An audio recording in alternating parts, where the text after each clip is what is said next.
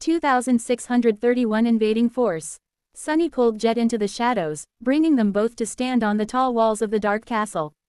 Below them, an endless river of darkness was flowing out of its gates, slowly consuming the wide-open expanse of the magnificent plaza.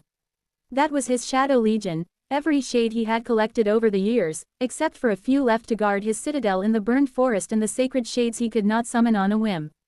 Men and nightmare creatures, united in the tranquil embrace of his deathly authority, those who came from the Forgotten Shore, the Chained Isles, from the cold reaches of Antarctica, the endless tides of the Great River, the sweltering heat of Godgrave, the ashen cinders of the burned forest, and countless places beyond those. All of them had come to the Eternal City now, assembling into a vast battle formation in utter silence, hundreds of thousands of dead warriors, all ready to wage war on the immortal swarm. Some flooded the plaza below, some manned the walls of the dark castle. The castle itself shook as it stirred, casting a hungry gaze at the breathtaking streets beyond. But that was not all. From the shadows to Sunny's left, Saint rose in the fearsome glory of her black armor. From the shadows to his right, Slayer appeared like a ghost. Far below, a towering figure forged from blackened steel and infernal flames stepped from the castle gates, the silver light of the distant spires reflecting dimly from the myriad jagged blades that littered its impenetrable carapace. A gigantic serpent with onyx scales wrapped itself around one of the towers of the dark castle, letting out a chilling hiss that washed over the world as the war horn of death. A tenebrous steed with flames burning in its crimson eyes ascended the wall to stand beside its master, the ringing of its adamantine hooves echoing across the vast plaza. And, finally, the shadows stirred and rose, coalescing into four dark figures. When they appeared, the light of the silver spires seemed to dim, and the abyssal darkness pressing down on the Eternal City seemed to grow even darker.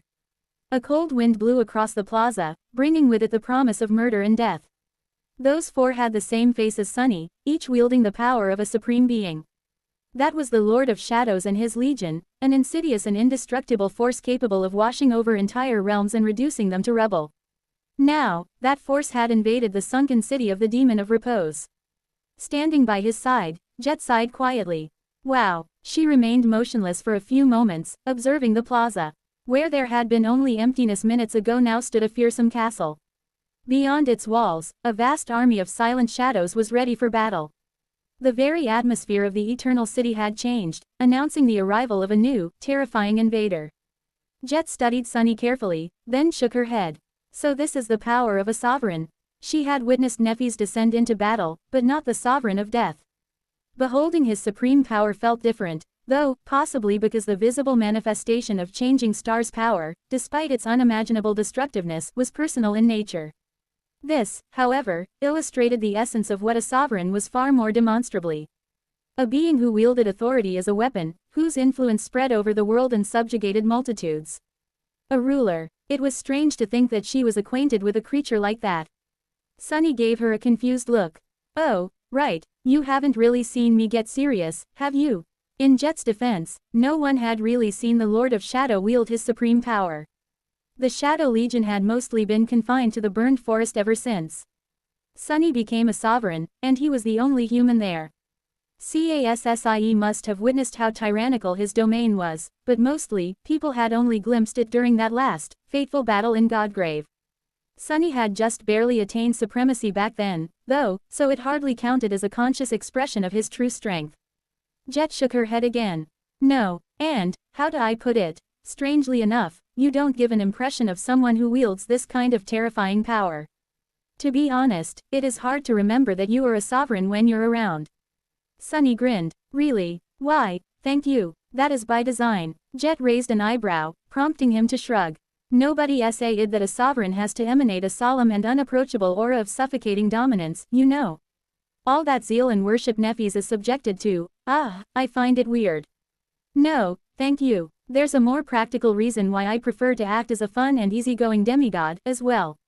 It was because he could not allow anyone to worship him, since doing so would bring the forgotten god closer to awakening. Sunny sighed. Oh, and by the way, there is a reason why I summoned my castle and my army now, and it's not just to make an awesome entrance. Jet smiled faintly. Let me guess, it's because thousands of these corrupted immortals are already rushing at us. Sunny was surprised. How did you know? She glanced at the Shadow Legion. Because that is a defensive formation, and the shadows on the walls of the castle are all taking positions as if expecting a siege. Sunny remained silent for a few moments, then grimaced. You are right, I can't sense our surroundings very well, but I do feel them approaching, more or less every nightmare creature that has been dwelling on this particular island of the Eternal City. The first ones will arrive in under a minute, I'd say. He looked down at the cocoon of black chains, which was contained in the courtyard of the Dark Castle now. So, we have around a minute to decide how to win a battle against these things. 2,632 attrition. Looking at the vast army of silent shades arrayed on the plaza below them, Sunny inhaled deeply. There wasn't much time for them to assess the situation and prepare for battle, but then again, this particular battle was merely the prelude for the frightening war that would swallow the Eternal City soon. He exhaled. Actually, I am not too concerned about this first skirmish. You should probably understand why. Jet was an experienced commander, after all. In fact, she was far more experienced than he was, in that regard.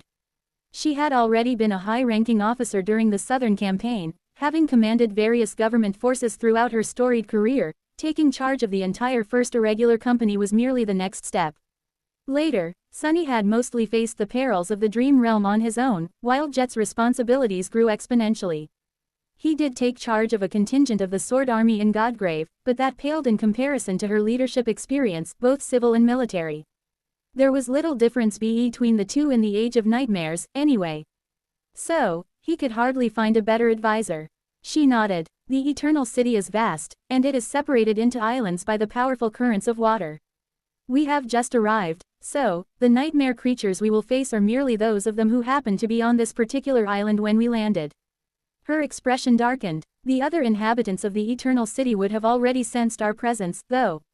Even if they have not, the clamor of this battle will reveal our location to them.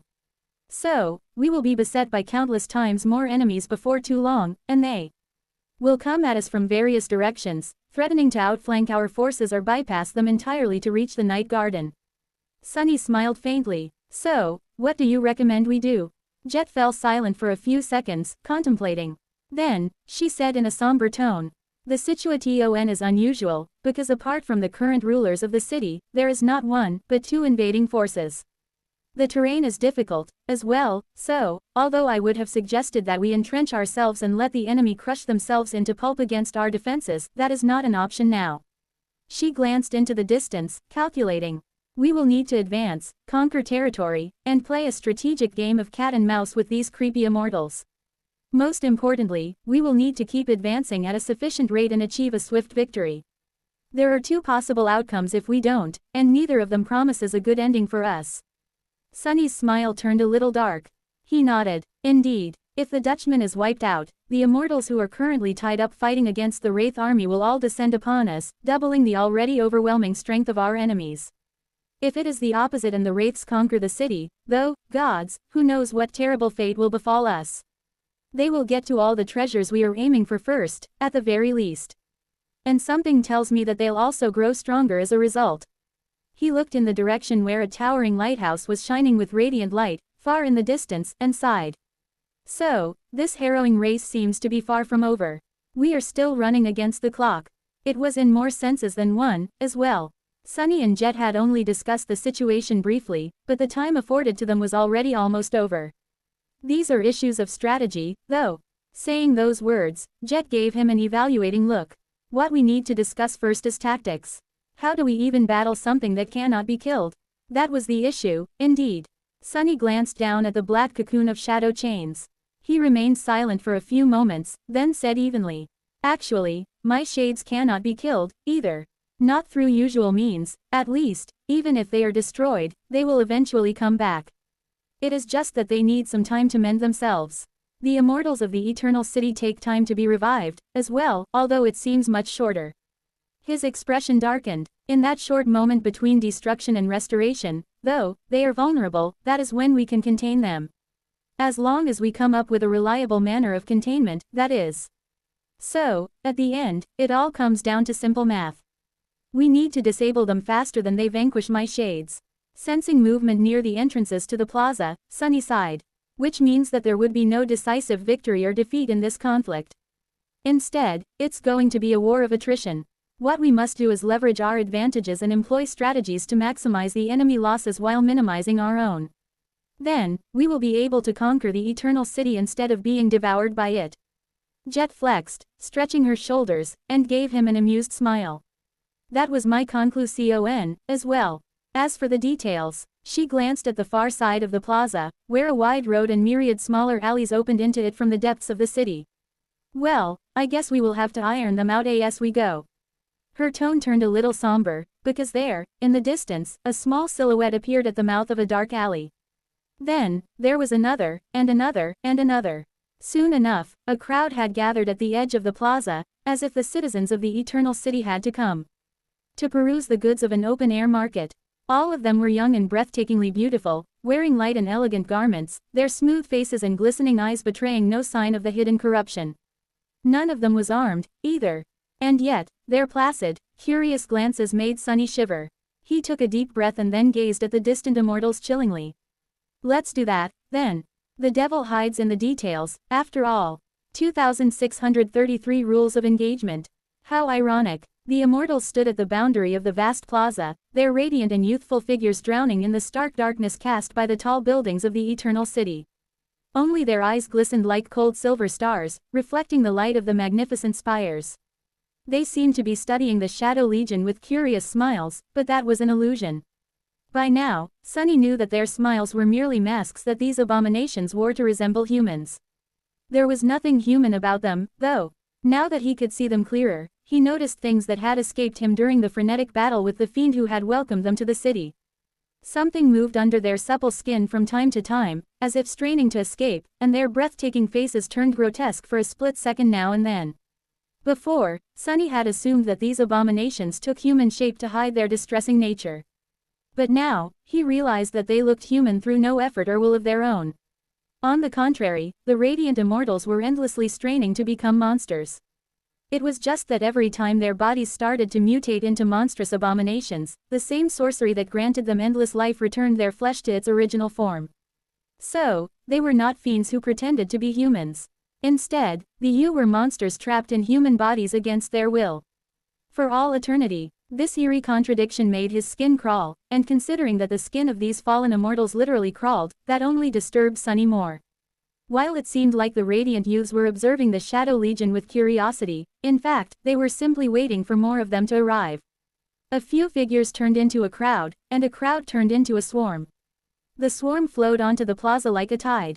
Sunny inhaled deeply. Here we go. His mind spun like a wheel. What was the best way to fight these monsters? How could he achieve victory, and do it in a way that was the most beneficial for him and the Shadow Legion? Sunny considered what he needed to do for a brief moment and quickly came up with an answer. Funnily enough, it was almost offensively simple. At the beginning of his journey as an awakened, Sunny had mostly relied on his skill and combat intelligence to survive. His technique, physical prowess, and state of mind had decided the outcome of battles. Later, however, things changed. As both Sunny and his enemies grew more powerful, most of his victories were earned by his wit and his soul arsenal instead. Skill and martial prowess were still of vital importance, naturally, serving as the irreplaceable foundation of everything, but he won countless battles by using obscure enchantments of inconspicuous memories in unexpected ways. The outcome of battles he fought these days, meanwhile, was often decided by more mystical forces. Who was stronger? Whose power was more versatile? Who knew how to use it best? In the clashes of deities, the very concepts of what they were often played the most important role. Facing the swarm of immortal abominations, though, Sunny realized that he had made a full circle. Since the conquest of the Eternal City would come down to a battle of attrition, Sunny had to minimize his losses.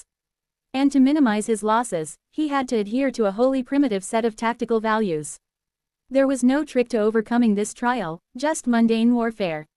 The greatest advantage Sunny wielded was that his Shadow Legion was an organized combat force, while the fallen immortals, while dreadfully powerful, were merely a grotesque mob.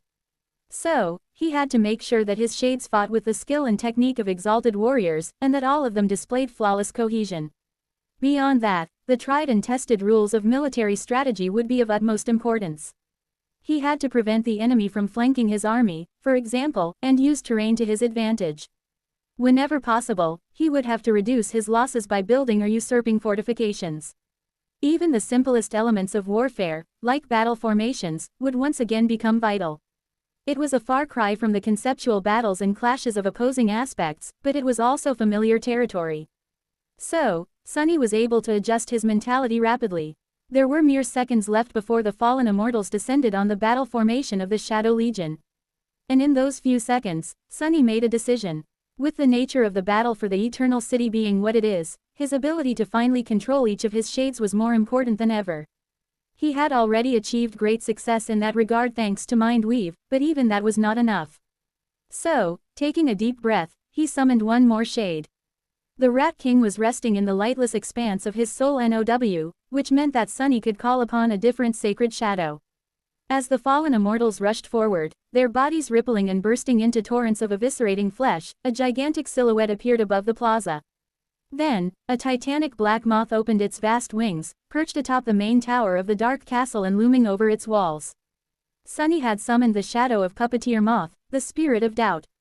As it regarded the plaza with its enormous black eyes, countless strands of ethereal black silk shot forward, spreading through the air like a spiderweb, so thin as to almost be invisible. Each of those strings buried itself in the back of a shade, connecting them all to the puppeteer. At the same time, one of Sunny's incarnations turned into a shadow and wrapped itself around the sacred shade, sharing its senses. Ah! Sunny shuddered, overwhelmed by the feeling of fusing with the shadow of a sacred being. It was too peculiar, too vast, too great for him to fathom fully. But he did fathom the connection between the puppeteer and the soldiers of the Shadow Legion. Like that, Sunny gained nearly flawless control of his undying army. 2634 Gathering data. The flood of slithering, hungry flesh collided with the vanguard of the Shadow Legion. A vast swath of the radiant plaza exploded into a cloud of stone shards, then was restored to pristine condition, then was destroyed again. The fallen immortals each possessed the power of a great one, bending the very fabric of the world with their profane will. However, the enemies they faced were not weak, either. There, at the forefront of the great battle formation, the shades of the Black Millipedes and the Ember Queen flowed forward like a dark tide, unleashing their fury upon the abominable fiends. The Millipedes were connected to the puppeteer through the ethereal strands of black silk, and through the puppeteer to Sunny.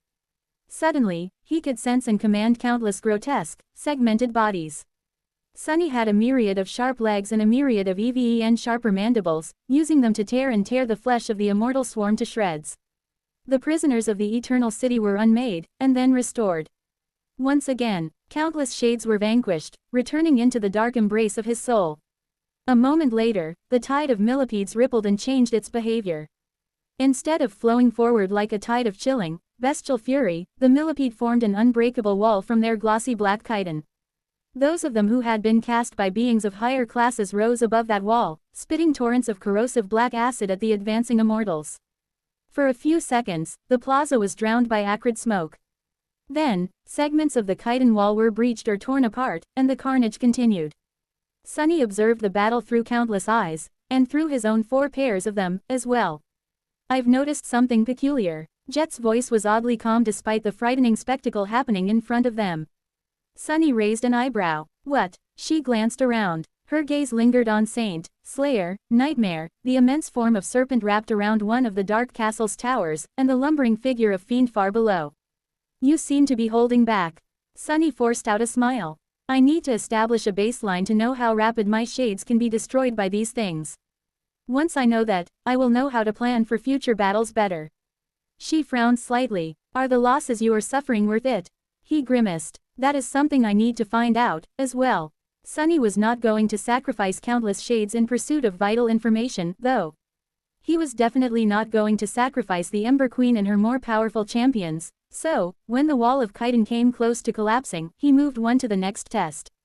3 of his incarnations stepped through the shadows and fused with him, augmenting his power. Ah, feels great. This was the strongest he had been after the final battle at Godgrave, so Sunny almost felt like himself again. Enjoying the feeling of ferocious power running through his veins, he cast his attention to something else. The moment 4 of his incarnations were reunited, 4 links of the curse fused, as well. Instantly, its power soared, and his did, too. In fact, it worked so well that Sunny was stunned for a brief moment.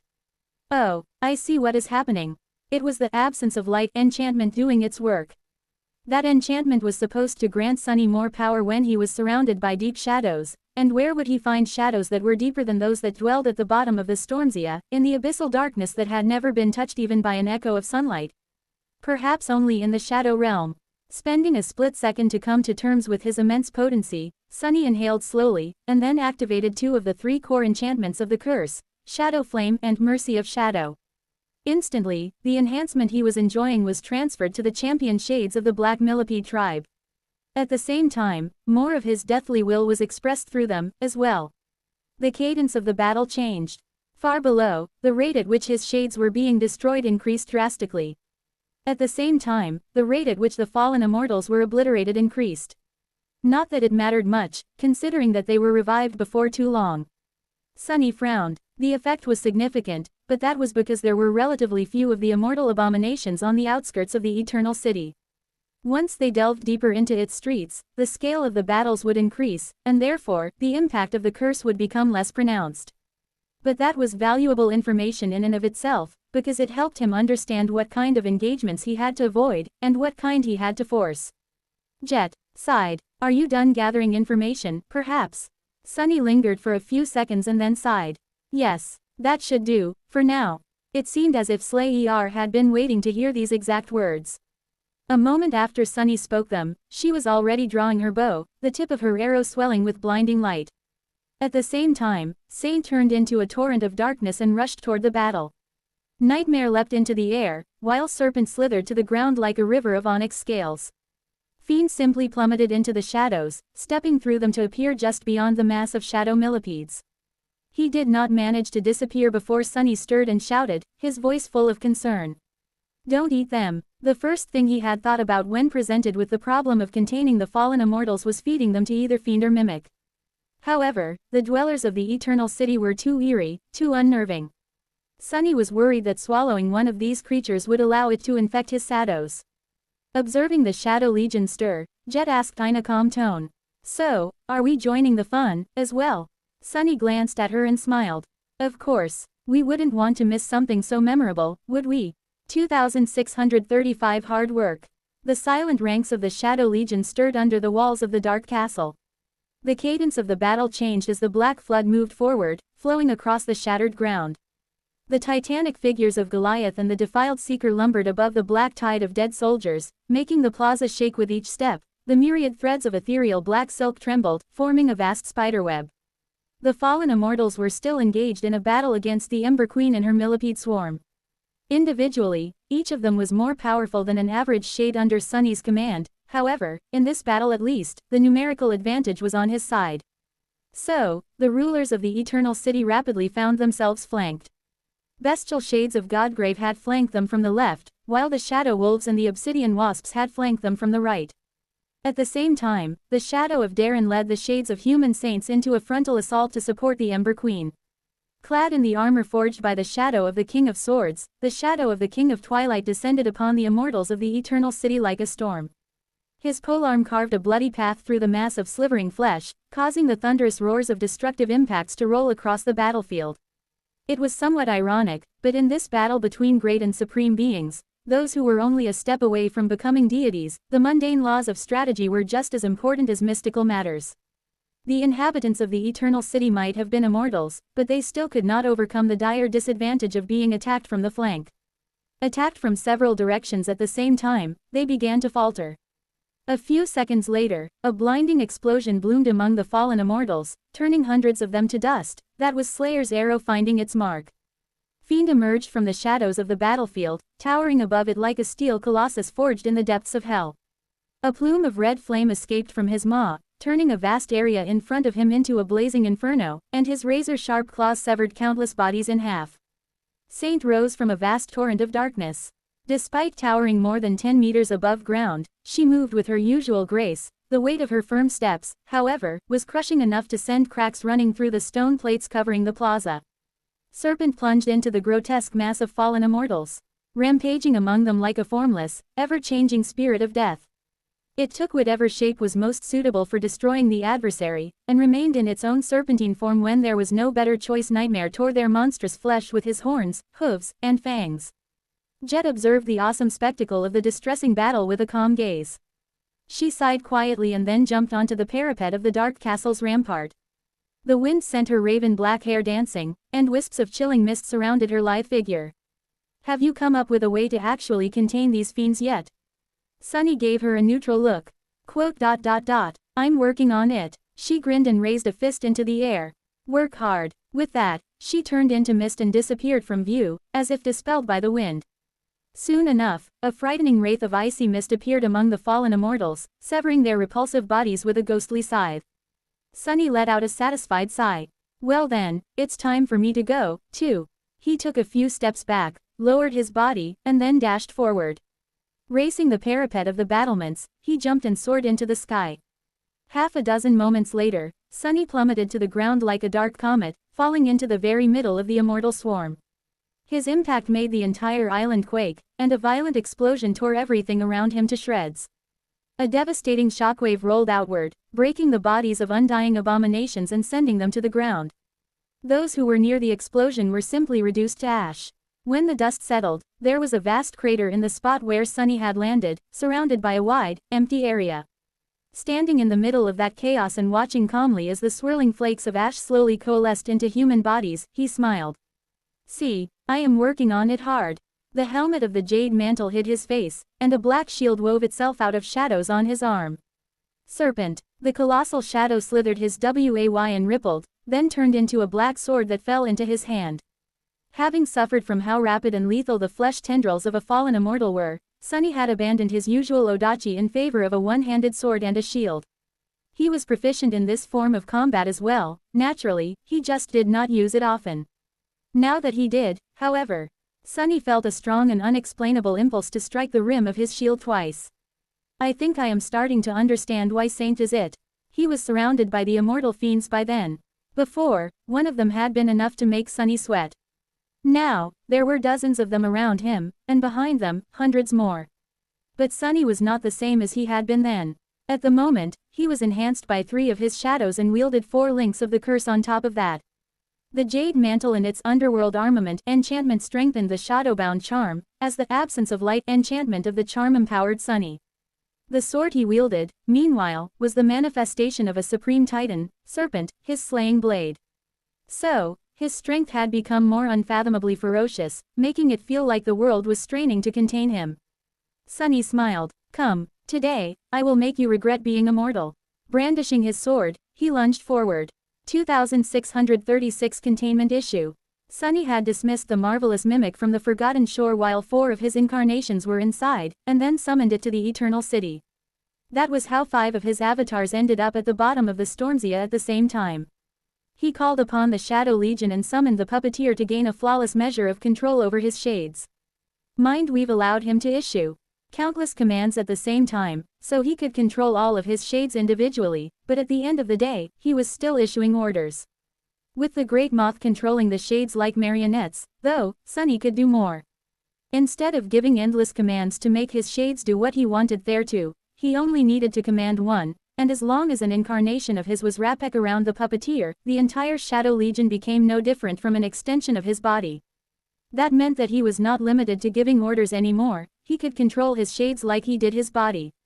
The cohesion of the Shadow Legion was therefore nearly flawless now, and more than that, every shade, even those of mindless beasts, could fight with the same skill and technique Sunny possessed. Needless to say, his mastery of shadow dance was instrumental in controlling thousands of varied bodies skillfully. Armed with these advantages, Sunny engaged the fallen immortals of the Eternal City in battle. Their crushing collective will washed over him, and was repelled by his own with the help of the curse. But that was merely the boring part, the necessary part. Now, however, was his time to have fun. No, really, what is wrong with me? Is this MU idea of fun? Encased in the fearsome carapace of the jade mantle, wielding the soul serpent, and empowered by the curse, Sunny plunged into the swarm of monstrous, immortal abominations. His shield was broken under the avalanche of fleshy tendrils, but instantly restored itself as Sunny manifested more shadows into its form. His slaying blade cut the fallen immortals down one after another, but failed to kill them. His armor remained unscathed, for now, both protecting his body and empowering it through the curse. Sunny struggled a little with not getting drunk on his fierce strength. In that moment, he truly felt like a demigod. his power had transcended the mundane, forcing the world to bend and change shape around his movements. Naturally, there was a wall standing in his way. That wall was the will of his enemies, but while Sunny could not demolish it completely, he could overcome it enough to not feel too restrained. The will technique he had been developing for a long while now helped him to achieve that. So, yes, he was having fun. The battle was a little exhilarating. It had been a long time since he used that much of his power, and even more since he had been matched this well against an adversary. His legion was battling the mob of detestable immortals all around him, and he was barely staying alive while cutting down his foes. It was in that narrow gap between triumph and the cold defeat of death that the thrill of a battle lay. Best of all, his enemies were immortal. So, he could kill them as many times as he wanted.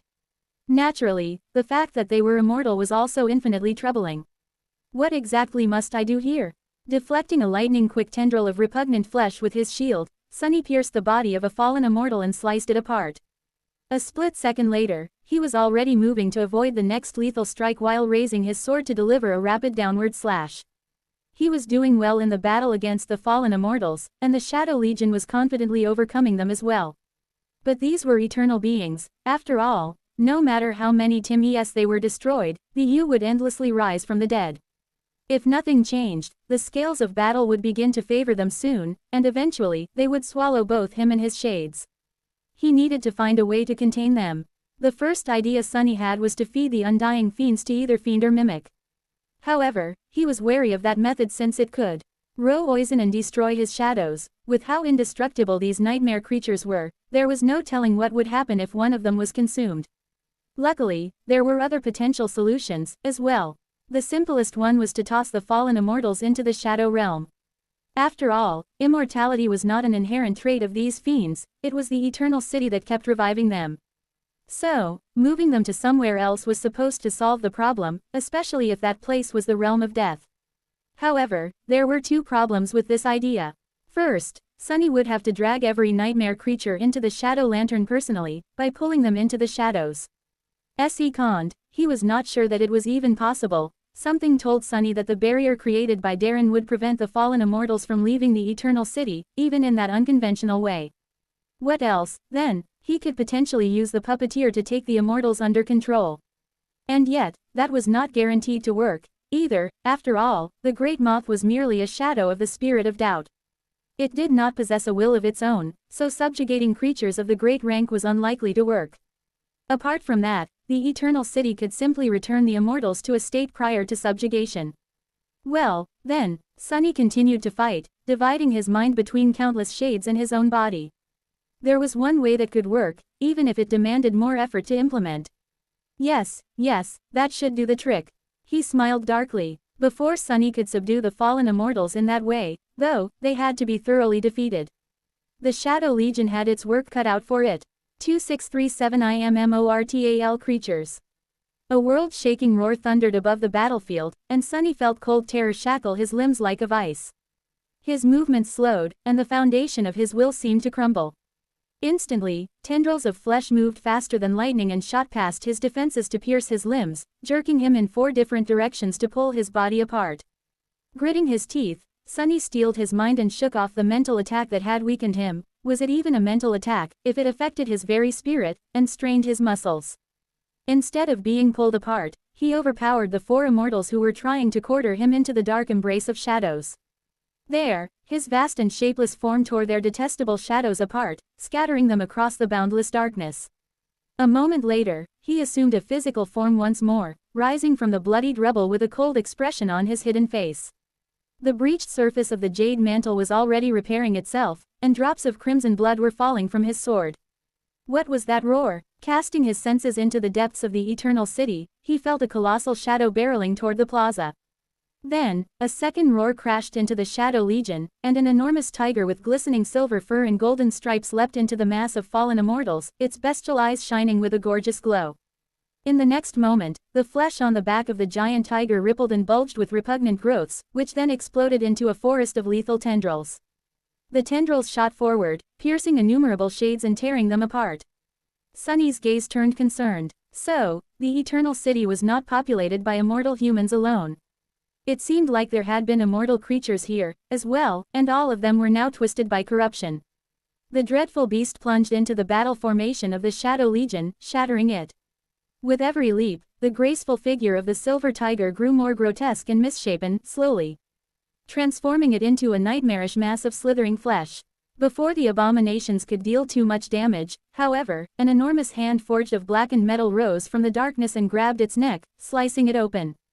As a waterfall of blood poured to the ground, Fiend emerged from the shadows, raising the giant tiger into the air. The obliterating tendrils scraped against his mental carapace without being able to pierce it, and as infernal flames ignited in his eyes, wisps of smoke escaped through the tears in the nightmare creature's fur.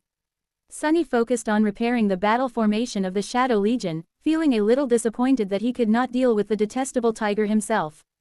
Well, he could, in theory. After all, the damn thing was just as immortal as its human kin, so, all he had to do was command Fiend to retreat. But that would be a bit too unhinged a decision, even for him.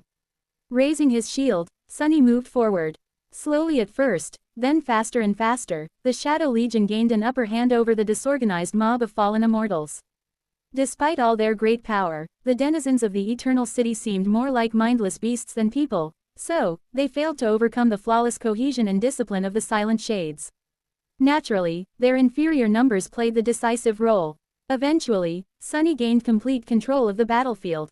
The monstrous creatures were still refusing to die, but at some point, he managed to divide and isolate them from each other. Once that happened, the losses of the Shadow Legion almost ceased. When the fallen immortals were imprisoned in a ruthless loop of being killed, reviving, and immediately being slain again, he proceeded to the next step. The actions of the Shades changed. Instead of cutting the fallen immortals down, the Shadow Legion had EMPTED to restrain them. At first, Sunny failed to contain Numi Jiaos of the abominations, causing more shades to be destroyed. Containing an abomination was much harder than killing it, after all. But eventually, he succeeded. Using the puppeteer and his legion of shades, Sunny slowly managed to restrain each of the corrupted immortals. That was how the first battle he fought in the Eternal City ended.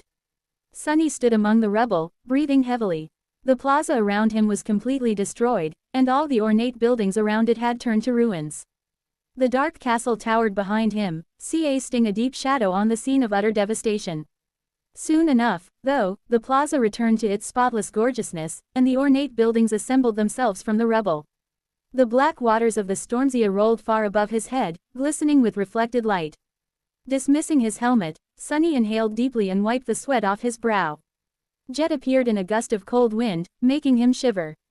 She seemed unscathed, if a little tired. "Ah, I am worried."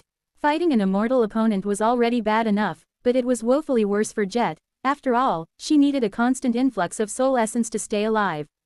Since they could not really kill these abominations, she could not receive any essence either. All she could do was waste it without getting anything back. Would Jet even survive a prolonged confrontation for the Eternal City? Sunny sighed, looking around, at the silent figures of shades who were struggling to hold the dreadful immortals down. Jet asked in a concerned tone. "What now?" Sunny hesitated for a short while, then answered evenly. "Now, we show these hellspawn creatures a different, far more cruel hell." With that, his shadows flowed off his body to the ground, and then assumed their corporeal forms. The fifth incarnation stepped out of the shadows, well, having left the puppeteer. There was the sound of adamantine hooves ringing on the stone, and Nightmare approached them, blood dripping from its steel fangs.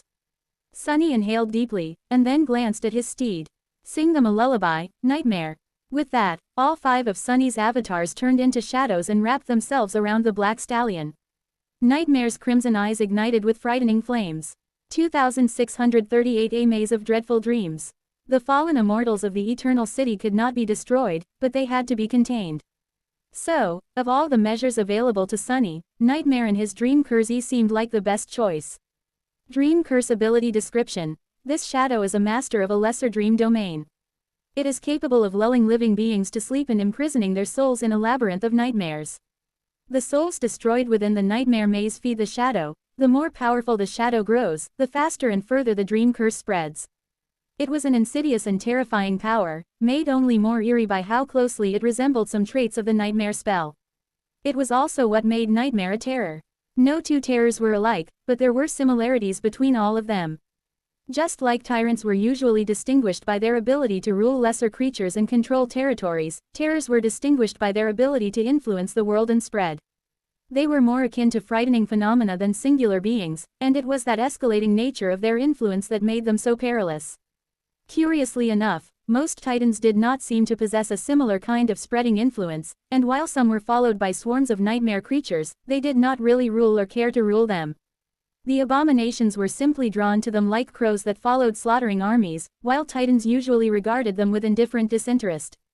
They were aloof and solitary creatures that seemed to exist in a world of their own. Strangely, that seemed like a downgrade compared to the vast swarms of detestable minions that served tyrants or the exponentially expanding influence of terrors, and yet, nobody who had ever faced a titan on a battlefield would think them weaker than beings of a lesser class.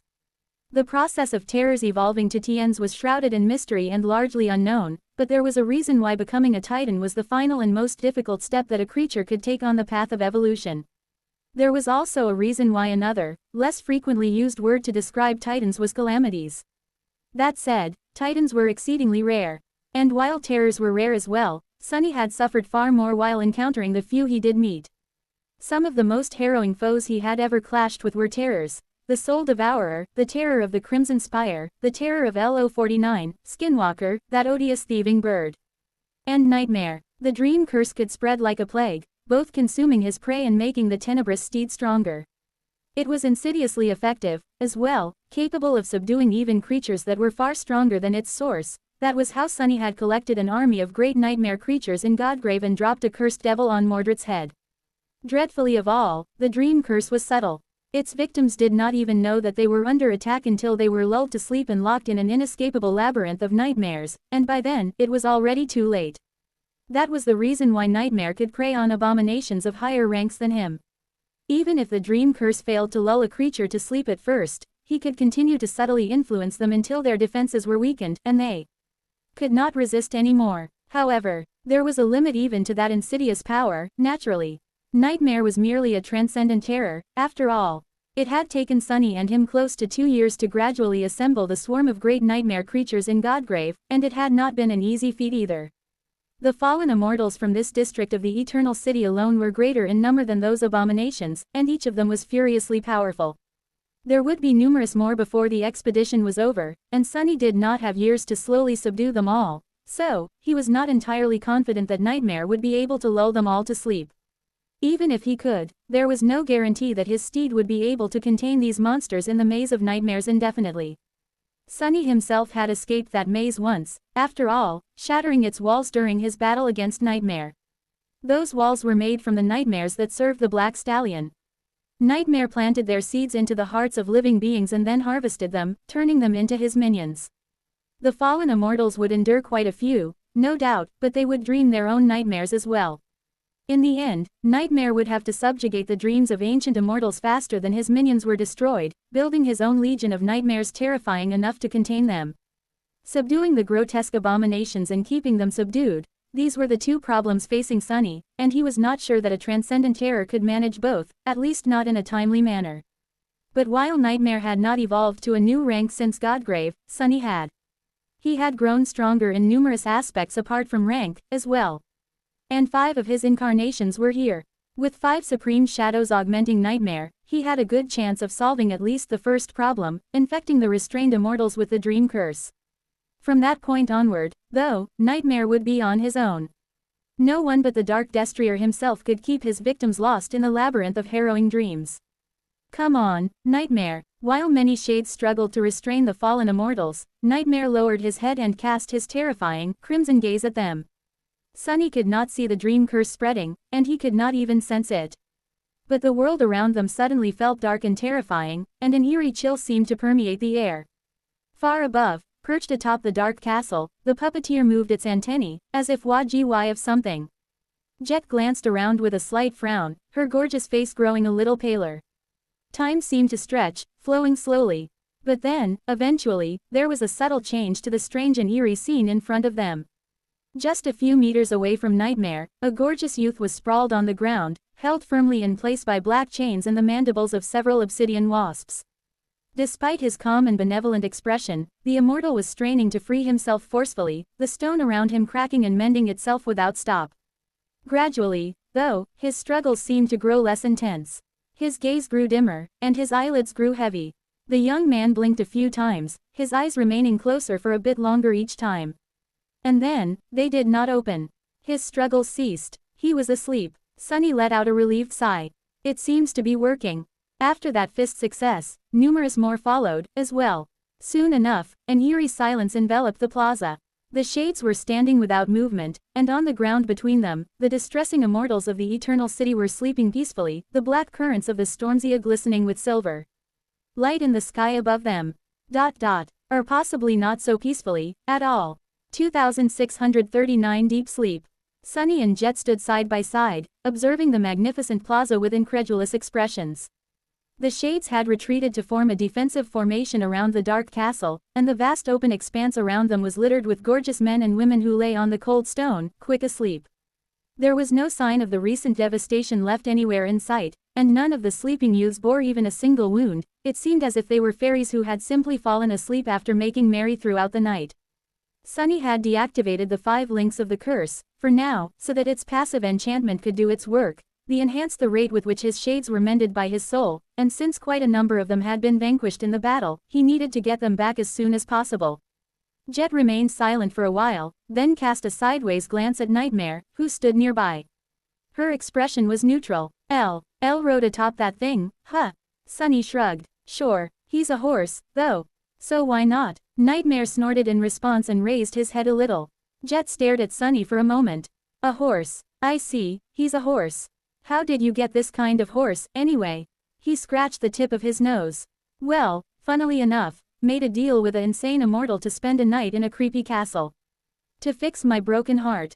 That's how Nightmare and I first met. Jet blinked a couple of times, prompting him to smile faintly. One thing led to another, and I killed him. And now, he's my horse. She inhaled deeply, then shook her head and glanced away. Elle already thought so after Godgrave, but your horse is terrifying. I guess it makes sense, though, who else would use a transcendent terror as a steed if not the Lord of Shadows? Sunny chuckled. Says the dead woman who sails around on a living ship made by a demon from a heart god's branch. And I'd imagine that countless people would, it's just that few people can. In truth, he was not in the mood for jokes. Sunny was not particularly tired, but defeating these immortal abominations had not lessened his apprehension one bit. This battle was merely a prelude to the true hardship. Now that they had established a foothold in the Eternal City, the actual conquest would soon begin. Jet studied the sleeping immortals. So, what do we do with them now? I don't suppose we can just leave them to nap here. Sunny was asking himself the same question, as well. He hesitated for a few moments, then commanded Mimic to open its gates. As the colossal gates began to move, the shades did, as well. Picking up the motionless bodies of the immortals, they turned back and carried them into the great dark maw of the marvelous Mimic. Jet observed them with a dubious expression. Are you sure that this is a good idea? Sunny hesitated. He was not trying to feed the immortals to Mimic, merely store them in its spacious halls. Still, it could prove perilous. If Nightmare failed to keep the abominations asleep, they would wake up inside the dark castle, giving it the worst case of indigestion in history. Not to mention opening Sunny to a deadly attack from the rear. It also prevented him from dismissing Mimic, since doing so would carry the sleeping immortals straight to the lightless depths of his souls. Sunny did not know what would happen then, and wasn't particularly interested in finding out. He sighed. Lamb not sure. However, this is the best terrible idea I've got. It is safer than leaving them in the open, at least. Jet contemplated for a moment, then shrugged. Well, if you say so. While the shades carried the grotesque creatures inside, Sunny and Jet spent some time examining their sleeping enemies. He attempted to carry one into the Shadow Realm, and, just as expected, felt a powerful sorcery preventing the immortal from leaving the boundary of the Eternal City. Darren would not have left any loopholes, I bet. Jet had been studying the immortals as well, in the meantime. After a while, she frowned. Noticing her troubled expression, Sunny asked, "Did you discover something?" She remained silent for a few moments. They don't have soul cores. He tilted his head a little. Indeed. 2639 Deep sleep. Sunny himself had noted that the vile darkness hiding in the souls of the corrupted immortals did not have the usual nodes. However, he had no idea what that meant, or rather, too many ideas to consider any on seriously. What do you think that means? Perhaps Jet could come up with a good theory. She did not answer immediately, looking at the sleeping immortal with a concerned expression. Then, she asked him an unexpected question. Sunny, do you know when a mushroom dies? He blinked a few times. What kind of question is that? The question seemed preposterous. But, of course, his flaw forced him to give an honest answer. And that, in turn, forced him to consider the question seriously. When he did, he realized that he did not really know. No idea, actually. When it's harvested? No. When it's cooked? When it's eaten? Jet glanced back at the immortal. Those are all good answers. But actually, mushrooms never really die, because they're never really alive, to begin with, not in our understanding, at least. Because mushrooms are not organisms, they're merely organs. The real organism is the mycelium that is hidden underground, so when we're picking mushrooms, we're just taking its fruit. You can say that a tree died, but you wouldn't say that an apple did, would you? Sunny stared at her with a peculiar expression. I guess not. But, Jet, are you all right? Is the lack of oxygen getting to your brain, perhaps? Why the hell are you telling me this? Actually, he already had an idea of what she was trying to say. He did not like the implications, though. Jet sighed. This is the impression I get from these abominations. That they're not really abominations, just little parts of a far larger one. That would explain why they don't have soul cores, because there are no souls in their bodies, just fragments of a soul. Sunny remained silent for a long while before answering. First of all, can we move on from the mushroom metaphor, please? It's giving me the creeps. He grimaced and then added reluctantly, so, anyway.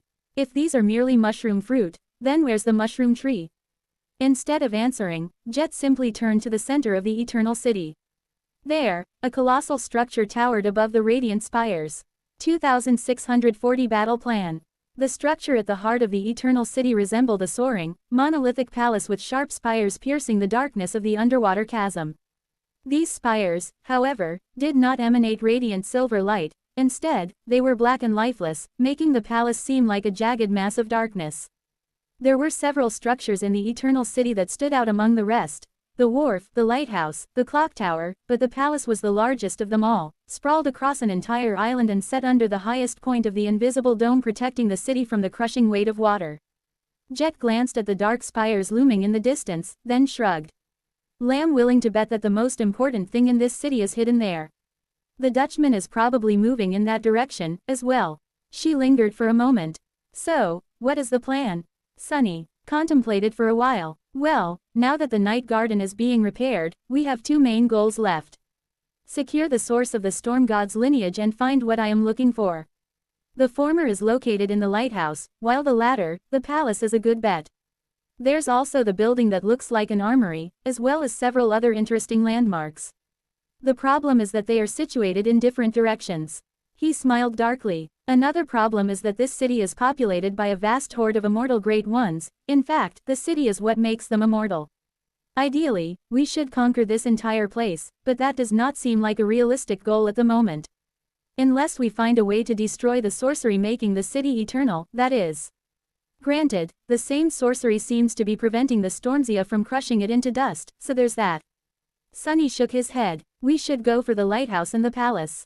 If an opportunity to conquer the city presents itself in the process, we might consider it then. These are long-term goals, though. As for right now, Jet glanced at him and asked in a relaxed tone.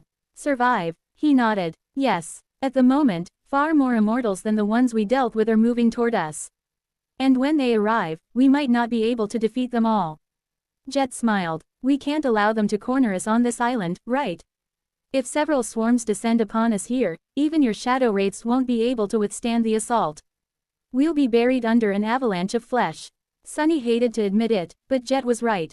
They had suffered numerous casualties while enjoying a great numerical advantage. Without it, even the Shadow Legion would struggle to win. Worse still, even if they repelled the second wave of immortals, there would be a third one, and the fourth, each more overwhelming than the previous one. The Shades would not be truly destroyed, but if Sunny was not careful, all of them would be vanquished one after another, leaving him to face a city full of indestructible great nightmare creatures alone. So, what do you suggest? He had his own considerations, but not using Jet and her rich experience would be foolish. She lingered for a few seconds, then said in an even tone. If we can't allow ourselves to be cornered, we must attack. Advance to the neighboring islands, stretch out the line of combat contact, and let our superior numbers shine. Sunny smiled. That was my thinking, as well. We should cross to the 3 islands connected to this one by bridges, find easily reinforced positions, and repel the second wave of immortals. He fell silent and closed his eyes for a moment. Things will get difficult from there, because we'll be nearing the inner ring of the city. Those 3 islands are connected to numerous more, and from different directions, as well, so, we will be flanked while repelling frontal assaults. It is hard to predict what will happen exactly, though, because we don't know enough about the Eternal City yet. Jet nodded. Advance, conquer territory, establish reinforced positions, rinse and repeat. The lighthouse is similar to the wharf, though, both are situated on the outskirts of the city, while the palace is standing dead in the center. Which one are we going to go for first? Sunny grimaced. The lighthouse was easier to reach, since they could simply move along the outer perimeter of the Eternal City to get there. The palace, however, if the Dutchman was indeed carving a path to it, then they needed to arrive before the Wraith army.